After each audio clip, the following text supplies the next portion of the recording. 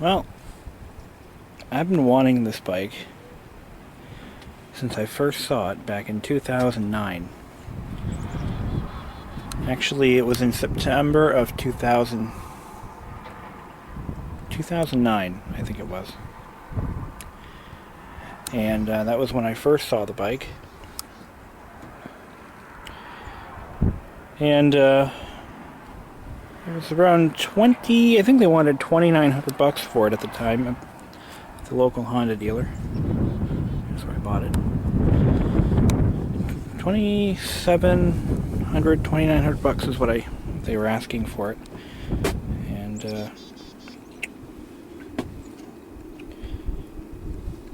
I figured that was too much back then and didn't really have that kind of money, so I ended up buying the 1986 Honda Elite that I did on the last couple videos.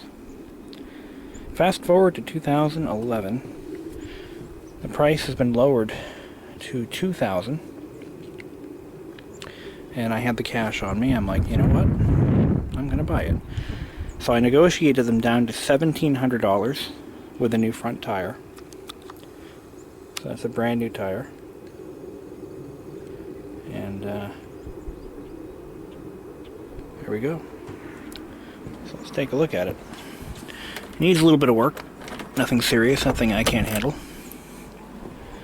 Body's in pretty good shape. It's got a few scuffs and scratches here and there. Nothing to really worry about too much. The lower body is in great shape. No cracks. Couple of scuffs.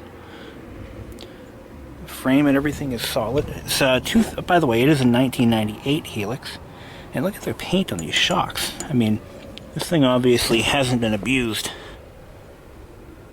It's got the alloy rims, which was standard for 1998. Bike was manufactured 9 of 07.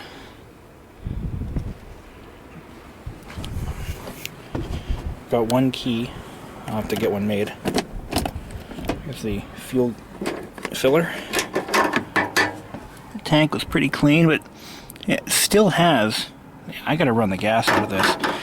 The fuel is quite old. So I've got to drain that out. It does have I believe, a metal tank. Yeah, it's got a plastic tank guard over it. Here is the coolant reservoir. It's got a rather small trunk, plug box. That's where the fuse box is, right there. Ignition switch. This is a cooling vent for the CDI. Let's take a look underneath. I haven't really looked at this thing in daylight yet, but this is the drain for the fuel overflow cup. It's got a metal belly pan to protect the fuel tank. Under the motor, we've got a bit of an oil leak, but again, I'm not really worried about that too much. But what I'm really worried about is, you know, is there any rust buildup on the framework and everything? And there isn't anything like that. Center stand. I'm going to lubricate that. I'm going to pressure wash the motor, I think. Muffler is, I'm pretty sure, is the original muffler. But it doesn't appear to leak yet. I'm probably going to go and buy one just in case. But no rust underneath. Now, before I bought this, I had looked at about 4 different Helixes. An 86, a 94, 2001, and this one. And this is by far the best one that I've seen in this area. These are actually quite hard to find up in this part, so that's why they're so expensive. Especially in good condition. So you're going to pay a premium for a Helix around here. Let's take a look at the digital gauge cluster. Now, one thing about the Helix that you should know, especially the later models, there's an interlock. So when you drop the kickstand, it shuts the motor off and it won't start. So I'm going to put the e-brake on. It's got a digital clock, digital gauge. Start it up. 12,016 miles. I'm going to show you some stuff that I have to do immediately before I start driving it.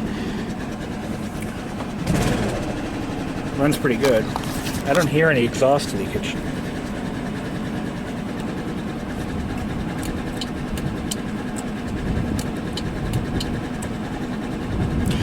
This Helix and the Honda badge both light up. We've got a trip clock, miles or kilometers, the engine oil indicator,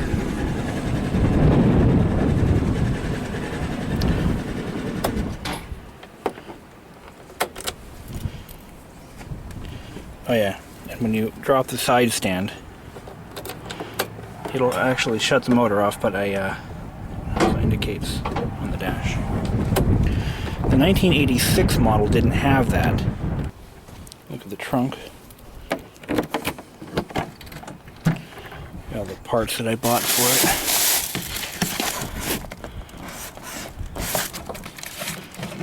It's missing the optional toolkit, or the standard toolkit is missing, and you have to find one of those. But here's the vehicle data information. So, let's take a look at what I've got to do.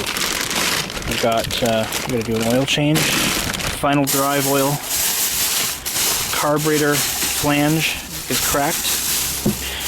Now, I'm going to show you how to tell whether that's good or bad. I'm also going to throw a plug in it just for giggles. And I'm going to do a drive belt.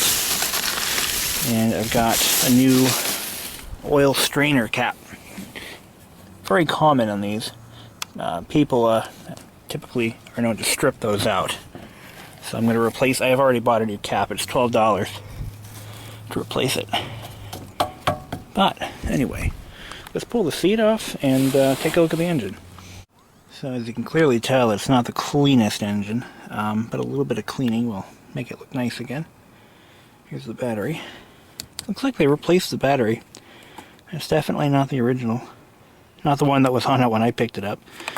Oh, they added a battery tender to it. That wasn't there when I went to go buy it, so cool. So they put a pigtail on there for a battery tender. Anyway, yeah, that's brand new, actually.